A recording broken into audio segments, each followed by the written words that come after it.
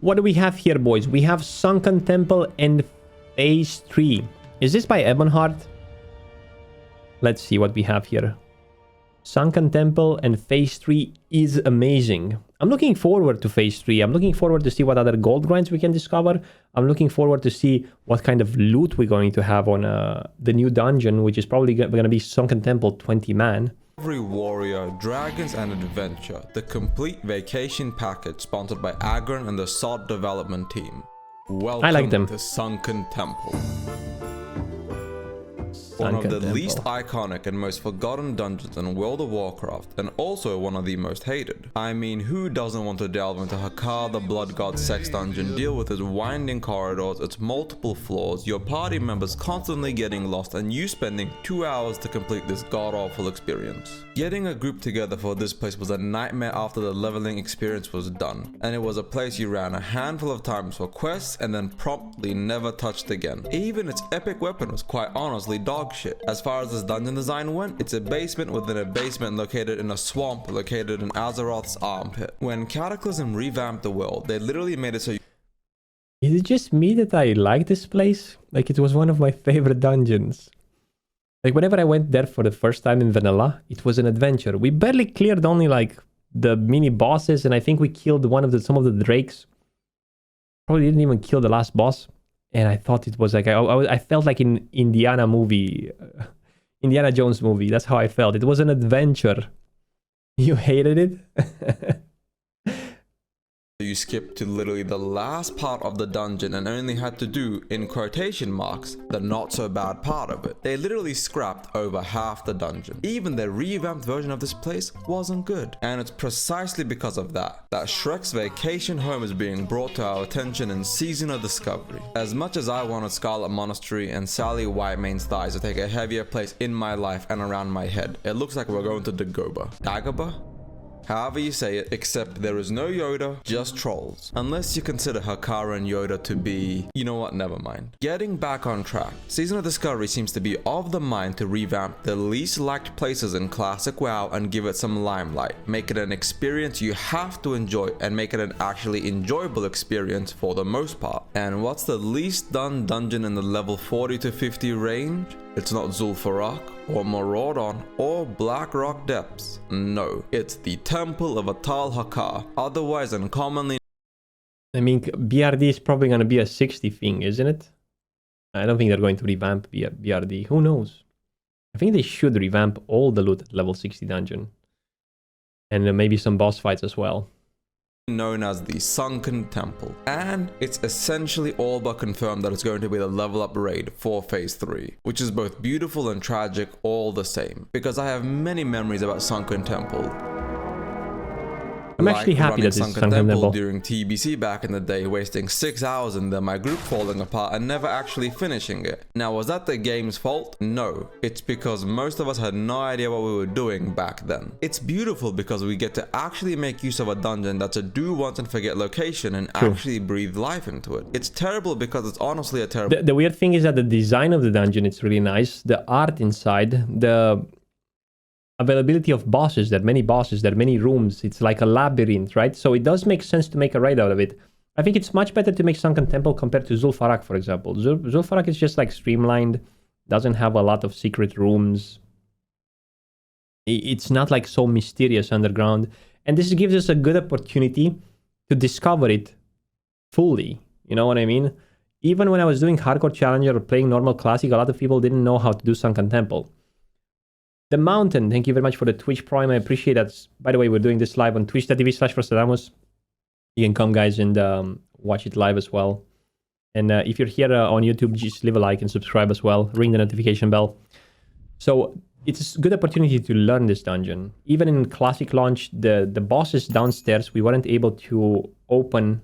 You had a specific order to open all of those altars in order for the boss to spawn. Really, really awesome dungeon from my point of view, but not everyone thinks the same. Place to be. The design, winding pathways, honestly unfun experience, and just atrocious loot. Yeah, some people perceive it as an unfun experience. For me, it was different. For me, it was the opposite. It was like something mysterious, nice, and I really enjoyed it.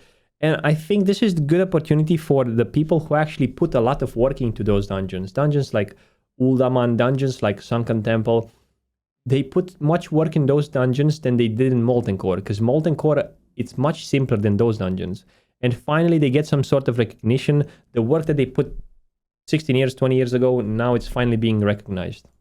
Make it a miserable place to be in. But most of that terrible design can and will be removed from the game to make Sunken Temple a not so miserable experience and actually a fun level up raid to run. Well, they need to make it fun because ST is an unfun place. All the changes they do have to make it a better experience for the player base. Now, before we actually dive into how and where they will change Sunken Temple, many of you will be asking for proof, since in my last video, many of you were calling me out, some of you taking my theory crafting so personally that I think some of you may have popped blood vessels. Nonetheless, data mining has revealed that Sunken Temple meets all the metrics and designs that Black Fathom Deeps and Nomerigan received. Sunken Temple now has a 3-day lockout, which essentially has 100% confirmed that Sunken Temple is the next level up raid. 20 and men? Its lock ID is quite literally 23, whereas BFD was 21 and Noma was 22. So those two little pieces of information have all but confirmed Sunken Temple. Could the developers be trolling us and ST stand for suck these nuts? Yes. Will they? No. The level up raid for phase 3 is Sunken Temple. So with all that information out of the way, and a quick thank you to the data miners who make it so we don't get any surprises, let's dive right into Sunken Temple and how it will change to become a phenomenal raid. So first things first, Sunken Temple is located in the Swamp of Sorrows, a place of forgettable the only saving grace is Sunken Temple, which isn't much of a saving grace. The Horde has Stonar to fly in from, and the Alliance have to make their way through Deadwind Pass from Dustwood to get there. But just like how the Horde had a teleporter from Nomerigan, we can probably expect the Alliance to get a somewhat faster way to get to Sunken Temple. They might not, which would mean that there will be a lot of bitching on the forums, so they probably will. Now, Sunken Temple has 6.5 bosses. Atal Ilarion, the Atalai mini-bosses being the 0.5, Jamalan the Prophet, Weaver and Dreamscythe, Hazaz and Morphaz, and then finally the shade of Veranicus. But that's only 5.5 because the 6th boss is none other than the Blood God Hakar.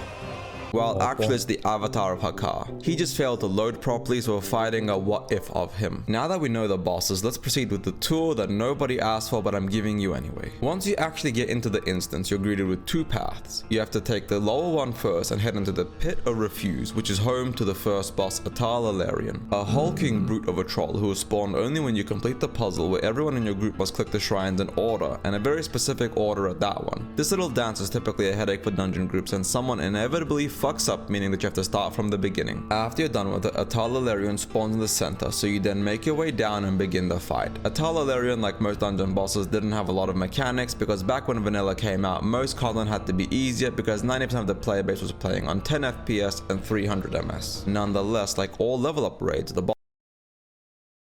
I don't think that was the reason why bosses were not that strong.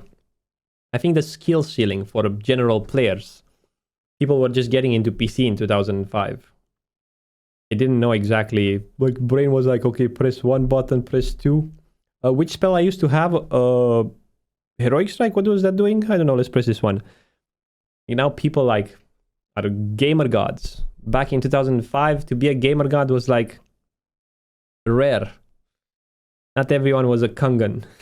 bosses will get a lot of touch-ups, especially since we are now going from not just 5-man to 10-man content, we are going from 10-man to 20-man content. Aside from having a lot of health and smacking for a ton of damage, as well as an aggro clearing ability, his only other ability is his knockback, which sends people flying high into the air who then take a lot of fall damage. But it's still an easy fight, so expect his abilities to be amplified. Atal Ilarion will likely be a tank swapping fight, meaning that the 2 tanks will need to constantly be on top of things to catch the boss as the other tank has the aggro reset. 20-man dungeon. Throw in some ads and perhaps a few extra mechanics like an AoE stun, so melee have to dive out and then back in. Yet Atal Ilarion is only the first boss. So once we've cleared the Pit of Refuse, you have to make your way back up into the starting area, and from there you have to go through the other pathway leading towards the Pit of Sacrifice. Now this pathing sounds a lot simpler than it actually is. I'm just not going to bother explaining. Left, right, up, down like a Tekken street fight. So once you get to the Pit of Sacrifice, instead of having to activate 6 shrines this time, you'll have to kill 6 troll mini bosses, the Atalai Defenders, who are a little stronger than regular elite mobs. In the case of a 20-man raid, I expect these 6 mobs to perhaps get turned into a new boss or an amalgamation of little little bosses. I'm not sure exactly what they'll do, but do expect these mobs to become something greater. Then we have Jamalan the Prophet and his sidekick Og the Wretched. Not gonna lie, if my boss had a cool moniker like Prophet and the one I got was the Wretched, I'd do some wretched things to my boss. Jamalan has a few abilities and some really nice loot. We can expect his abilities to be amplified and Agam the Wretched to be more than somebody we shank on the side before actively fighting Jamalan. And much like Atalilarian, this will be a 2-tank fight with one of the tanks holding Agam and the other Jamalan, which as you guys can see is the theme of this whole level up raid. It's going to be all about 20-man content and utilizing a proper raid team composition. I expect we might even be looking at 3 tanks. Probably not, but it could be something they do. Because the bosses right after Jamalan are Weather and Dream Scythe, who guess what? Yep, a 2 boss fight in one. And I'm quickly going to bring up the next boss after those 2, because after we defeat... I actually think that maybe Sunken Temple is going to be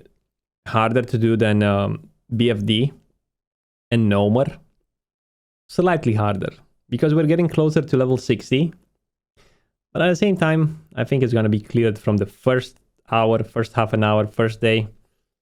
Like, people are getting, like, you don't understand that. Level 40, for example, mages are able to do, like, so much damage. I've seen, like, 5k Chaos Bolts, man. 5.5k Chaos Bolts. Mages doing 2k Pyroblasts. And, yeah, Shamans and Enhancement Elemental Shamans are, like, destroying the parses and the meters. I think we're going to have so much damage at level 50. Pair of Twins 1, we have to defeat Pair of Twins 2, Hazaz and Morphaz. Now these 2 spawn in the hallway right outside the Chamber of the Dreamer, and all 4 of these dragons share the exact same abilities, Wing Flap and Acid Breath. The tanks just tank them against the wall and it's a tank and spank. They will get a lot more abilities and utility in the level up raid because they'd be too easy otherwise. Though when you consider that the first 4 bosses of the previous 2 level up raids were also really easy and only the last boss of the last 2 level up raids had any difficulty, perhaps not outlandish to think that they'll remain easy. Now we go on to the original end boss of Sunken Temple, the Shade of Aranicus. Now the Shade has a lot of abilities, and when they scale it up for a raid format, add personal responsibility into the mix, this fight will be the absolute bane of many guilds and pugs. Aranicus has a War I think it's gonna be easy, boys. Stun, Deep Slumber, which puts the highest aggro target to sleep, Thrash, which hits the tank really hard, and Acid Breath, which everyone needs to avoid. To summarize, imagine if Calorus and Akumai mighty morphed into a new boss called Aranicus. Now we head to the final and optional extra boss of Sunken Temple, the Desiccated Corpse of Hakar. He's in his own wing, the I think it's not going to be optional. I think it's going to be made... not sure if you're still going to need to get the egg from the quest before you do this. But he should be made, like, available to everyone. Sanctum of the Fallen God, but before you can summon him, you have to have an item to summon him, which is a quest line. And the item to summon him is not just a quest line, it's a really long quest line. So I'm not sure if they're going to keep the quest line that makes him summonable, or if he's just going to be in the instance from the get-go. Thanks to Wowhead, you can read the entire quest line right here, but I am curious what they'll do for this in particular. The boss itself doesn't really have any real abilities, except for Cause Insanity, which is just a CC and ignore situation. He does have a wind-up roleplay similar to Grubbers, where you have to kill ads, pick up the Hikari blood, and then extinguish all the brazes. So the avatar of Hakar will get a complete rework into something genuinely fearsome and formidable. I'm not going to try to predict what that'll be, just expect that you're going to get a lot of cancer. Moving on to loot, Sunken Temple actually has some really good loot. It's not phenomenal in the grand scheme of things, but it's good loot, and I'm excited to see how they take all of that good loot and make it drastically better. Noma had an insane 100+ items added to it, but with the raid size increasing to 20 man, they will likely have to double it to 200 or so items that can drop. Well, it's about the number of bosses, right? If you still have like 7 bosses, you know what I think is going to happen? I think they're going to make this as a raid, but I think they should buff a couple of items from other dungeons as well, such as Zul'Farrak, such as Maraudon, right? Just a couple of them. So people would be more tempted to do those dungeons as well. Not like the quality of the raid, but like they did in with Scarlet Monastery and Razafran Downs.